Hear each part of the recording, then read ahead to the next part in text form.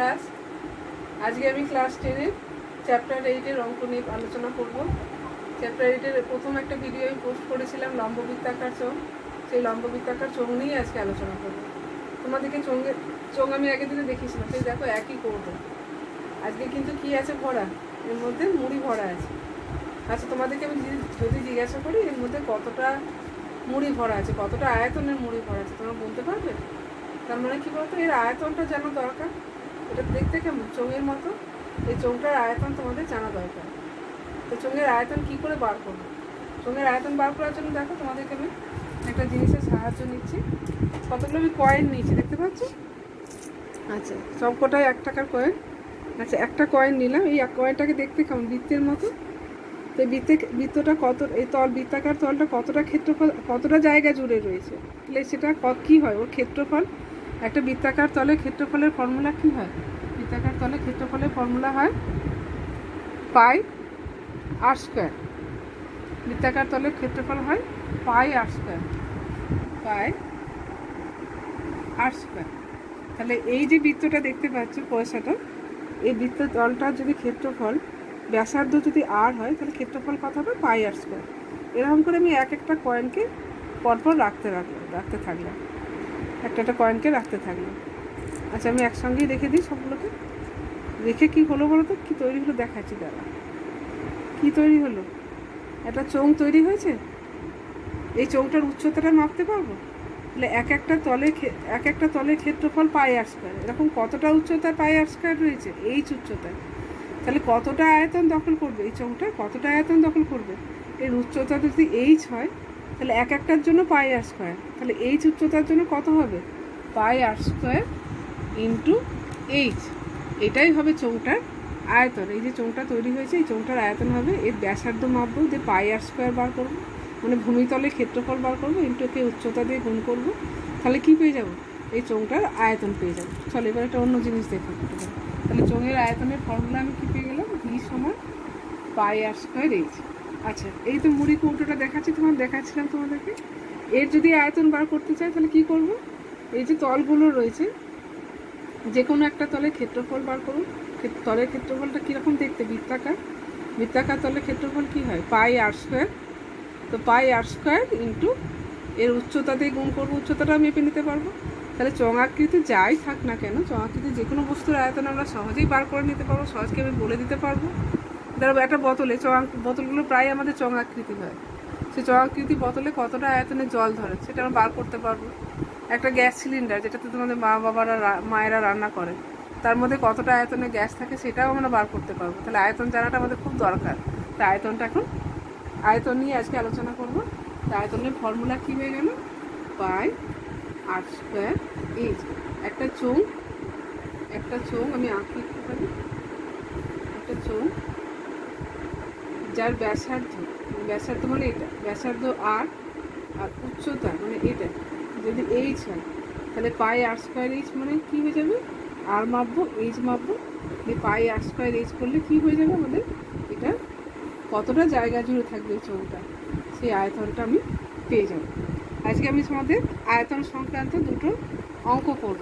অঙ্ক দুটো তোমাদেরকে দেখায়, তোমাদের বইয়ের চ্যাপ্টার 8-এর অঙ্ক। অঙ্কগুলো তোমরা পড়তে পারবে। আমি 5 আর 6 অঙ্কটা করে দেখাবো। 5 অঙ্কটা তোমাদেরকে একটু দেখায়।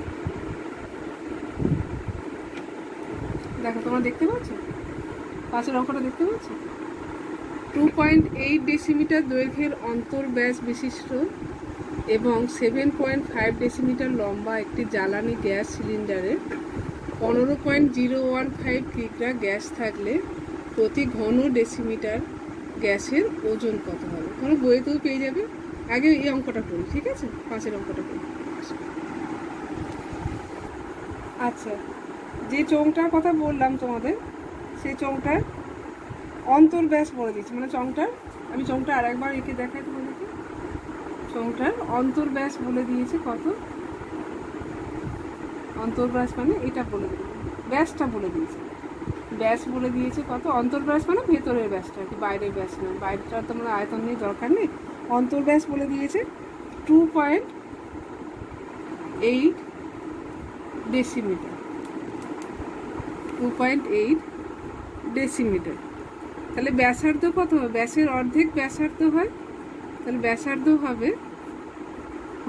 হবে এর অর্ধেক, অর্থাৎ 2.8/2 ডেসিমিটার, মানে কত ভাগ করলে কত হবে? 1.4 ডেসিমিটার। ঠিক আছে, ব্যাসার্ধ পেয়ে গেলাম। আচ্ছা, উচ্চতা বলে দিয়েছে কত?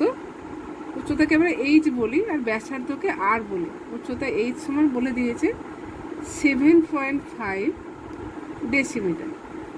আচ্ছা, আমাকে কি বার করতে হবে বলো তো? কি বার করতে হবে?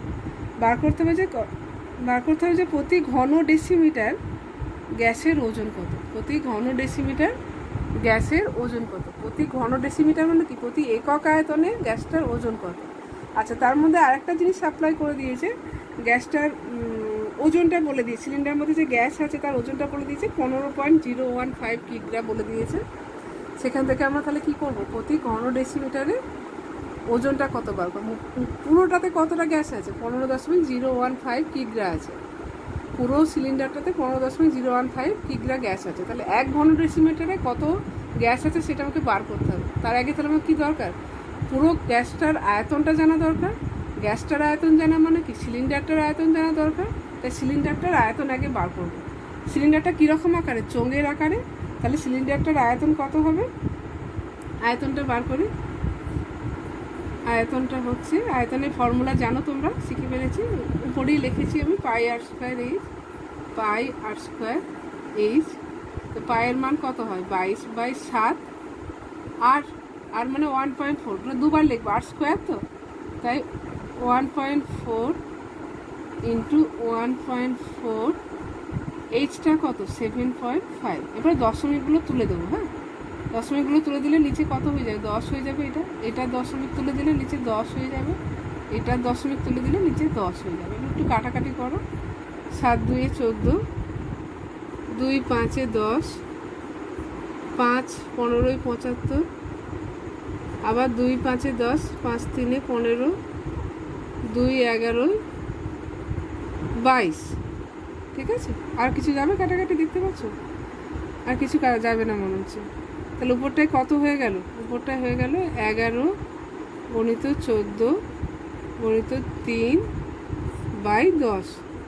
এটা গুণ করে ভাগ করলে হয়ে যাবে 46.2 ঘন ডেসিমিটার। আয়তনের একক কী হবে? ঘন ডেসিমিটার। আচ্ছা, তোমাকে বার করতে হবে কি না,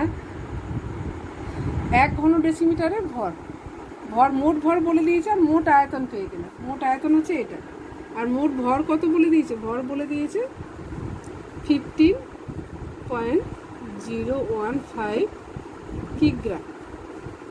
15.015 কিগ্রা।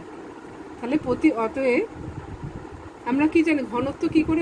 অ্যাকচুয়ালি এটা ঘনত্ব বার করছি। ঘনত্ব কি করে বার করি? ঘনত্ব সমান ভর বাই আয়তন হয়ে যায়। তো সেটাই করবো। তাহলে উত্তরটা একবারে লিখে ফেলি। প্রতি ঘন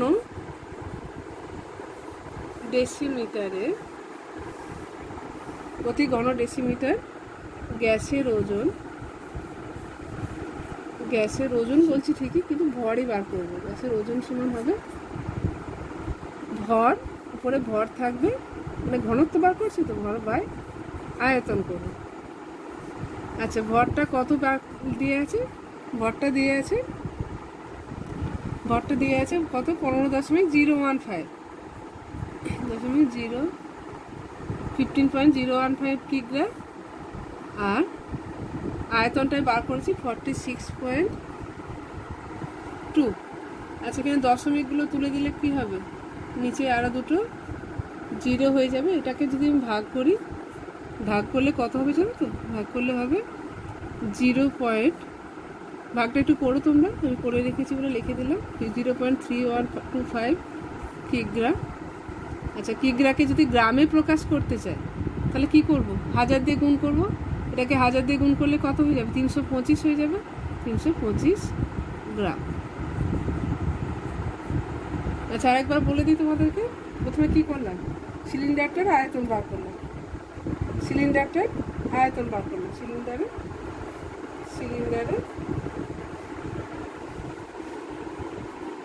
সিলিন্ডারের আয়তন বার করেছি। কত হয়েছে না 46.2 ঘন ডেসিমিটার। কেন আয়তনের একক ঘন ডেসিমিটারে হয়। আচ্ছা পুরো এই আয়তন গ্যাসের, এতটা আয়তন গ্যাসের যেটা সিলিন্ডারের মধ্যে ছিল, সেই আয়তন গ্যাসের ভর কত 15.015 কিগ্রা। তাহলে একক আয়তনের ভর অর্থাৎ প্রতি ঘন ডেসিমিটার গ্যাসের ওজন বা ভর কত হবে, ভরকে আয়তন দিয়ে ভাগ করবো, মোট ভরকে মোট আয়তন দিয়ে। ভর কত 15.015, এটা 46.2 ছিল। আচ্ছা দশমিকগুলোকে একই জায়গায় আনতে যেয়ে দশমিকগুলোকে তুলে দিয়েছি, তাই জন্য 15.15015 হলো। আর এটা পয়েন্টটা তুলে গেলে কত হবে 46 ছিল, 2 পয়েন্টটা উঠে গেল 46200 হবে। আচ্ছা এটাকে ভাগ করবে, ভাগ করে দেবে, ভাগটা মিলে যাবে 0.325 কিগ্রা হবে। কিগ্রা থেকে গ্রামে করব কি করে না 1000 দিয়ে গুণ করে গ্রামে করব। ঠিক আছে, এবার পরের অঙ্কটা এবার তোমাদের 6-এর অঙ্কটা করবো, বইয়ের চ্যাপ্টার 8-এর 6-এর অঙ্কটা কি আছে আমার পড়ে দিই। সমান ব্যাস ও সমান উচ্চতার বিশিষ্ট তিনটি জারের প্রথমটিতে 2/3 অংশ, দ্বিতীয়টিতে 5/6 অংশ আর তৃতীয়টিতে 7/9 অংশ লঘু সালফিউরিক অ্যাসিড পূর্ণ ছিল। ওই তিনটি জারের অ্যাসিড যদি 2.1 ডেসিমিটার দৈর্ঘ্যের ব্যাসের একটি জারে রাখা হয়, তবে জারে অ্যাসিডের উচ্চতা হয় 4.1 ডেসিমিটার। এখানে কোনো ছেড়ে দরকার নেই।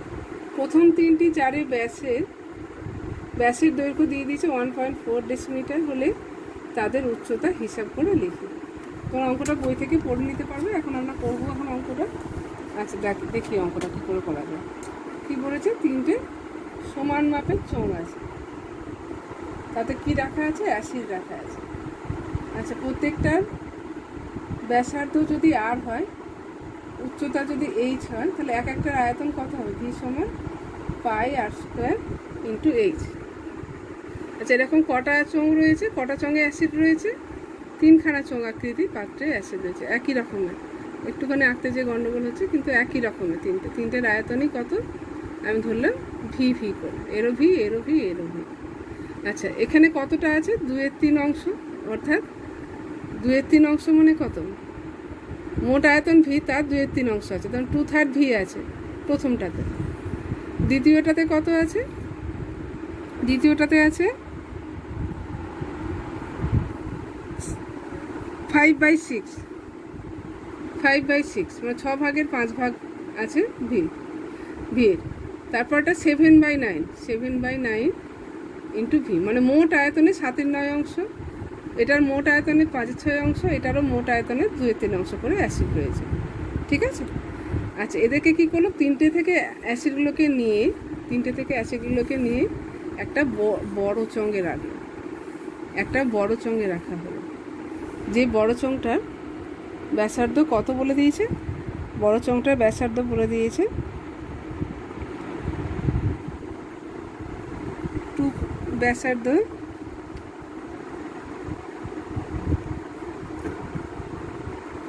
ব্যাস বলে দিয়েছে 2.1, ব্যাস বলে দিয়েছে 2.1 ডেসিমিটার, 2.1 ডেসিমিটার।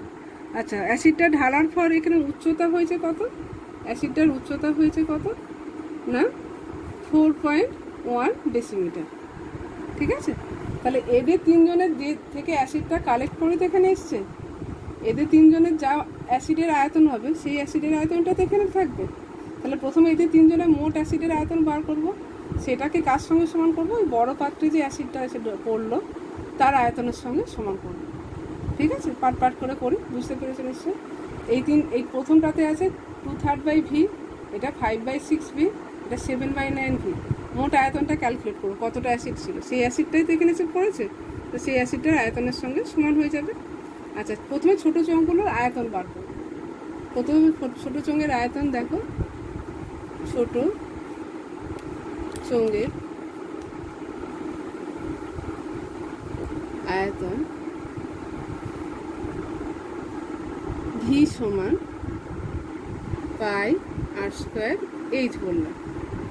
পাইটা কত 22/7 আটটা কত, আটটা কথাই তোমাদের বলে দিয়ে আছে, আটটা বলে দিয়ে আছে যে 1.4 ব্যাসের, তার মানে কি 1.4/2, আর এইচটা বলা নেই, এইচটাই আমাদেরকে বার করতে হবে, এইচটা আমাদের বলা নেই, এইচটাই বার করতে হবে, ছোটো ছোটো চোঙগুলোর উচ্চতা বার করতে হবে, ঠিক আছে, এটা আমরা পরে কাজে লাগাচ্ছি। আচ্ছা, তিনটি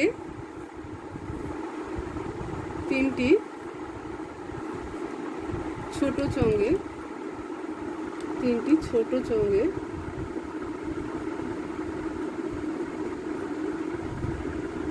মোট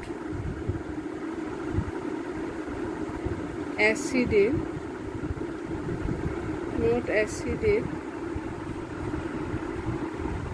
আয়তন সমান, প্রথমটাতে কত আছে 2/3 ভি, তারপরটা 5/6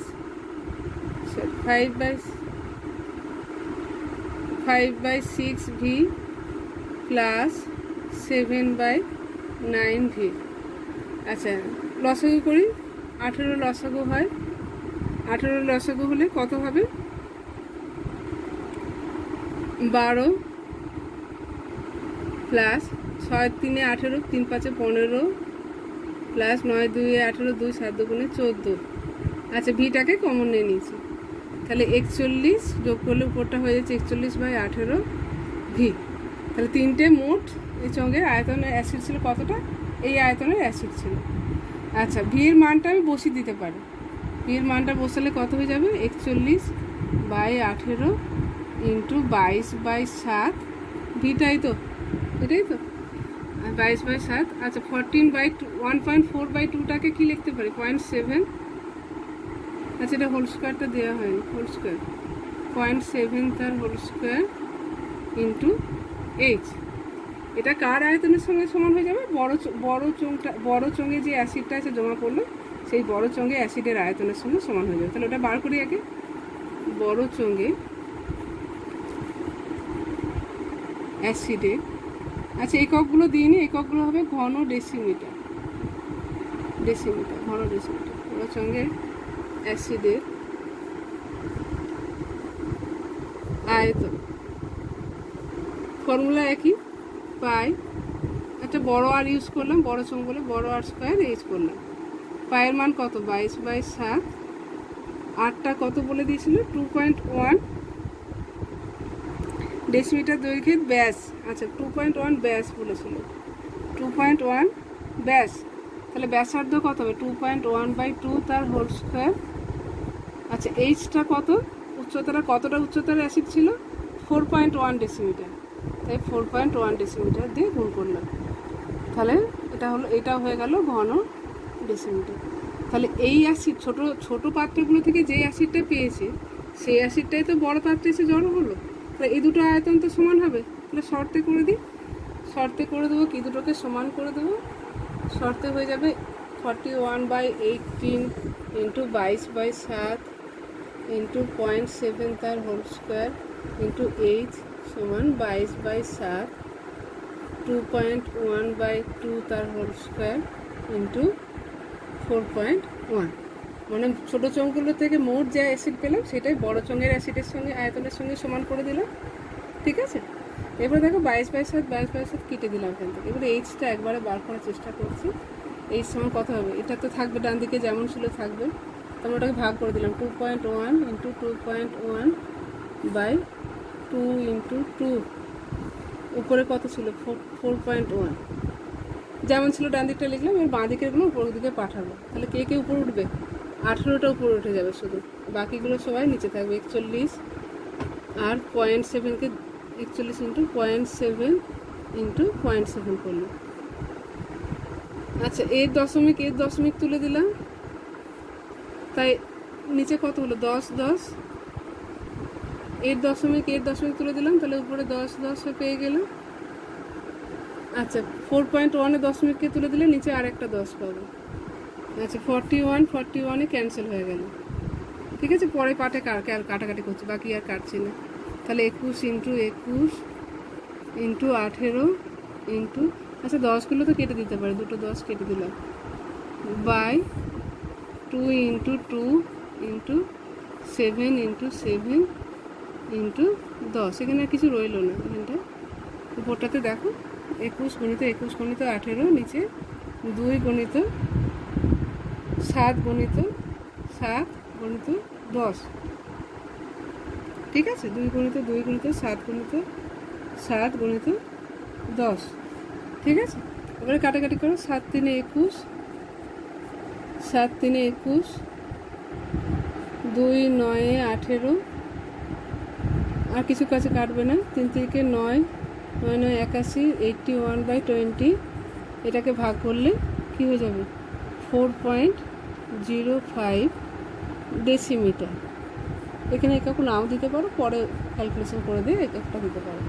তাহলে চোঙটার উচ্চতা কত হয়ে গেল, এইচ সমান পেয়ে গেলাম 4.05 ডেসিমিটার। কোন চোঙটা, ছোটো ছোটো চোঙগুলো, ছোটো ছোটো চোঙগুলোর উচ্চতা পেয়ে গেলাম। আমি আরেকবার বলি, ছোটো 3টে চোঙ যাদের আয়তন সমান ছিল, কত আয়তন ছিল, πr²h। তো 3টেতে পুরোপুরি ভর্তি অ্যাসিড ছিল না, একটাতে ছিল 2/3 ভি, মানে মোট আয়তনে 2/3 তারপর একটা মোট আয়তনে 5/6, তারপর একটা 7/9 ছিল। তাহলে মোট কতটা অ্যাসিড ছিল 3টে মিলিয়ে, এই পরিমাণ অ্যাসিডটা ছিল, 3টেকে যোগ করে দিয়েছি, যোগ করে কত পেলাম 41/18 ভি। এবার ভি এর মানটা একটার আয়তনের মান বার করে বসিয়ে দিয়েছি এখানে, ঠিক আছে। এবারে বড় চোঙে যে অ্যাসিডটা এসে জমা হয়েছে তার আয়তন বার করার চেষ্টা করেছি। তার আয়তনের চোঙ তো ফর্মুলা একই, πr²h, পায়ের মান 22/7, আর কত 2.1/2, ব্যাসটা বলেছে 2.1 ডেসিমিটার, বাই 2 করে দিয়েছি, আচ্ছা, আর উচ্চতার হচ্ছে 4.1। তাহলে বড় চোঙে যে অ্যাসিডটা জমা হলো সেটা ছোটো চোঙ থেকেই পেয়েছি, তো দুটোকে সমান করে দিচ্ছি, শর্ত দুটো আয়তন সমান করে এখানে আমি এইচ অর্থাৎ ছোটো চোঙের উচ্চতা এটা বার করার চেষ্টা করেছি। আচ্ছা, প্রথমে আমার বলে দেওয়া উচিত ছিল এইচটা কী ছিল, এইচটা ছিল ছোটো চোঙের উচ্চতা, ছোটো চোঙের উচ্চতা। তাহলে আজ এই পর্যন্ত থাক, দুটো অঙ্ক করলাম, পরবর্তী ক্লাসে পরের অঙ্কগুলো করবো।